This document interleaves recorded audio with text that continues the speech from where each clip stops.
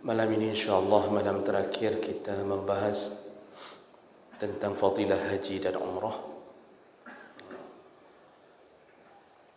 Di pertemuan kita yang lalu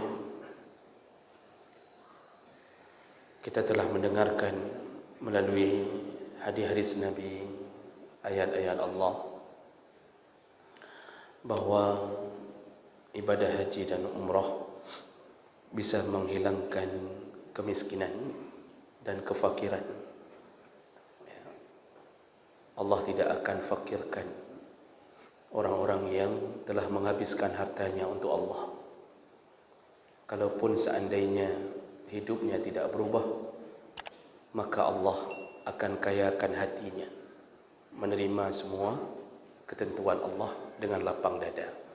Itu maksud Allah tidak akan miskinkan, fakirkan orang-orang yang melakukan haji dan umrah.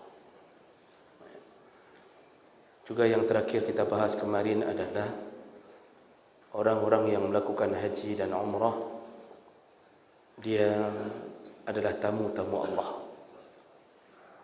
Maka wajib bagi Allah untuk mengabulkan semua keinginan tamu-tamunya. Wajib. Sebagaimana kita memuliakan tamu, Allah melebihkan kemuliaan itu. Maka semua orang yang datang karena Allah lalu meminta-minta kepada Allah, baik urusan dunianya, urusan akhiratnya, Allah akan kabulkan. Namun kadang-kadang sudah terkabulkan, kita tidak merasakannya. Baik, kita lanjut.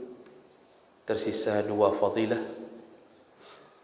dan seperti yang pernah kita kabarkan, yang fadilah pelaksanaan haji tidak kita bahas, fadilah melempar jamaran, fadilah berada di Mina, Muzdalifah, fadilah ketika wukuf di Arafah, itu tidak kita bahas karena itu teknis,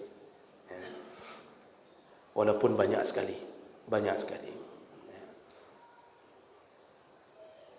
Baik, berikutnya fadilah berikutnya melalui hadis Nabi riwayat Abu Hurairah radhiyallahu anhu, hadis dari Abu Nuaim, dan dianggap sahih, bahkan Imam Albani menganggapnya sahih. Rasulullah berkata,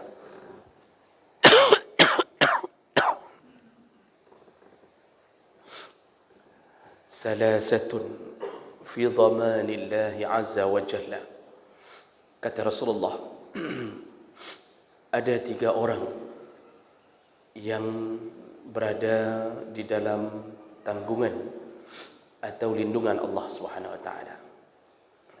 Ada 3 kelompok orang yang pasti hidupnya selama dia melakukan kebaikan 3 perkara ini dijamin, dilindungi, ditanggung oleh Allah Subhanahu wa taala. Yang pertama, rajulun kharaja ila masjidin min masajidillah. Yang pertama adalah orang-orang yang keluar menuju satu masjid dari masjid-masjid Allah. Jadi kerjanya adalah menegakkan kemakmuran di dalam masjid. Hatinya terikat dengan masjid. Begitu mendengarkan suara panggilan Allah, maka dia segera mendatanginya, dan itu yang didatangi adalah masjid Allah. Allah akan lindungi dia. Allah Subhanahu wa taala jamin hidupnya. Allah berkahi rezekinya. Maka orang-orang yang menuju ke masjid menegakkan jamaah, insya-Allah hidupnya termasuk golongan la khaufun alaihim wa la hum yahzanun. Tidak ada rasa takut, tidak ada rasa sedih. Ini maksudnya dia menjalani hidup dalam keadaan diberi ketenangan hati oleh Allah. Walaupun ketakutan muncul, tapi tidak menyebabkan dirinya jatuh dalam ketakutan itu. Kalaupun dia meninggalkan dunia ini, maka dia tidak bersedih, karena dia telah meninggalkan keluarga yang akan meneruskan kebaikannya. Dia telah meninggalkan istri yang akan sabar dengan kehidupannya, dan dia tinggalkan anak-anak yang akan kembali mendatangi masjid Allah karena sering berada di dalam tuntunan ayah yang membawanya ke masjid. Namun perlu sedikit catatan bagi kita yang membawa anak-anak ke masjid. Sekali lagi mohon benar-benar melihat kondisi anak kita. Kalau anak kita memang tipe yang lumayan mengganggu, maka sebelum diingatkan oleh jamaah yang lain, ingatkanlah lebih dahulu anak kita. Jangan sampai ada jamaah yang mengingatkan lalu kita marah bukan pada anak tapi pada jamaah itu. Jadi ini jangan sampai terjadi, jangan sampai pecah rasa persatuan dalam masjid hanya gara-gara urusan anak. Namun bagi anak kita yang tipenya tipe tidak mengganggu, dia tidak mengikuti seperti ayahnya waktu kecil, maka tidak mengapa, bawalah. Dia cukup kita ingatkan satu kata, dia taat, bawalah. Namun anak-anak yang disuruh bawa ke masjid, para ulama mengatakan dalam fikih yang diutamakan anak-anak yang sudah mulai mumayyiz, sudah tahu. Kalau kita bilang jangan, dia tahu. Kita bilang boleh, dia tahu. Kita bilang jangan kencing di masjid, dia tahu. Kita bilang nanti kalau ribut ayah bunuh, dia tahu. Dia tahu itu. Tapi model yang kecil-kecil sekali, Pak, bawa ke masjid hanya untuk menggantikan ruangan TK, itu sebaiknya tahan dulu. Karena walaupun itu baik, namun terganggunya kekhusyuan ketika solat dengan ributnya anak-anak ini juga menjadi masalah. Jadi kita disuruh bawa ke masjid untuk mendidik, terutama dari umur 7 tahun didik solat. Tapi urusan dengan jamaah ramai itu juga perlu diperhatikan. Bagusnya anak-anak ada satu space, ada satu tempat khusus. Apakah di sisi sebelah kanan? Ini sebelah kanan saya maksudnya. Berarti sebelah kiri. Itu mungkin space-nya untuk anak-anak. Ada satu pengasuh yang mungkin disuruh berjaga. Itu juga boleh dijadikan alternatif. Jadi jemaah mereka Allah Subhanahu Wa Taala, pada intinya tidak mengapa, tapi cukup diperhatikan. Dan jangan marah ketika ada orang yang menegur anak kita, karena seharusnya kita yang menegur lebih dahulu, bukan orang. Nah, baik. Jadi orang yang pertama di dalam tanggungan Allah adalah mereka yang keluar menuju ke masjid-masjid Allah. Maksud dijamin ini, setelah dijamin urusan-urusan perlindungan dunia, kalau dia pun meninggal karena kecelakaan, Allah tetap menaunginya. Dalam perjalanannya menuju ke masjid, tiba-tiba kecelakaan, meninggal, Allah tetap melindungi dia sampai di akhirat nanti. Ada hadis Nabi SAW yang menyebutkan, man salla al-fajr, dalam hadis yang lain, man salla al-ghada, barang siapa yang melakukan salat subuh ke masjid, fahuwa, dan dia, bahasa hadis yang saya tidak berani katakan yang sebenarnya, Pak, fi dhamnillah kalau saya tidak salah, dia itu di dalam jaminan Allah, dan siapa yang mengganggunya, dia telah mengumandangkan perang dengan Allah.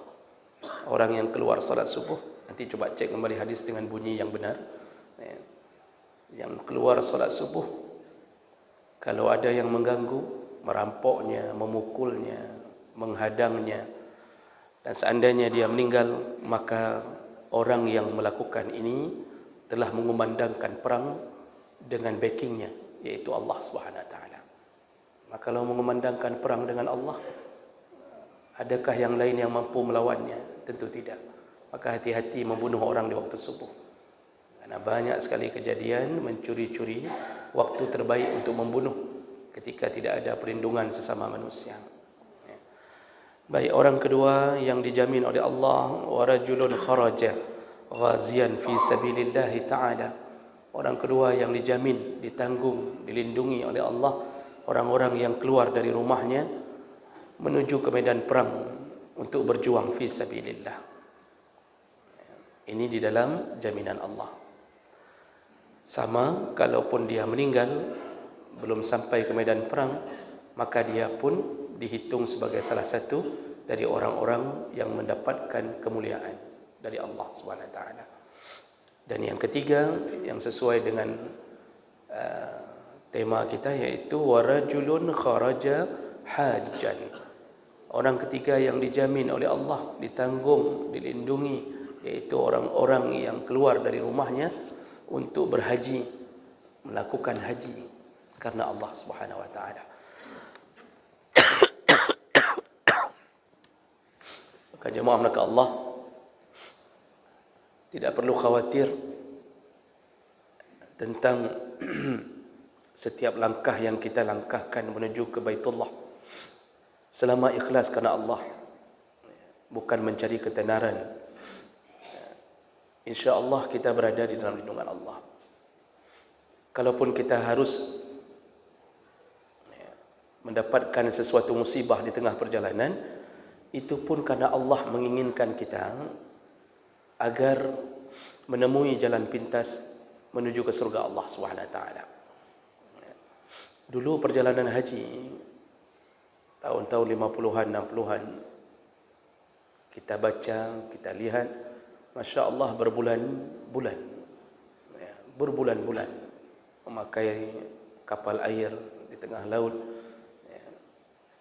Saya mendapatkan salah satu klip di YouTube perjalanan haji rombongan dari Malaysia, itu 2 bulan baru sampai. Tahun-tahun 50-an. Begitu besarnya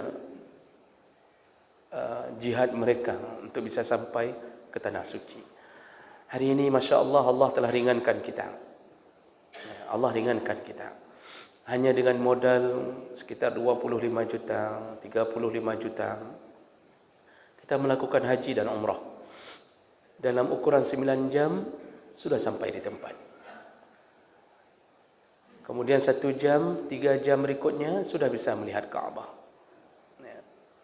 Paling tantangannya disuruh PCR. Cuma itu ditantangan, Pak. Dimasukkan ke lubang hidung. Cuma itu saja. Man haid datanya diturn laju. Tinggal tahan sedikit, keluar hasil, berangkatlah.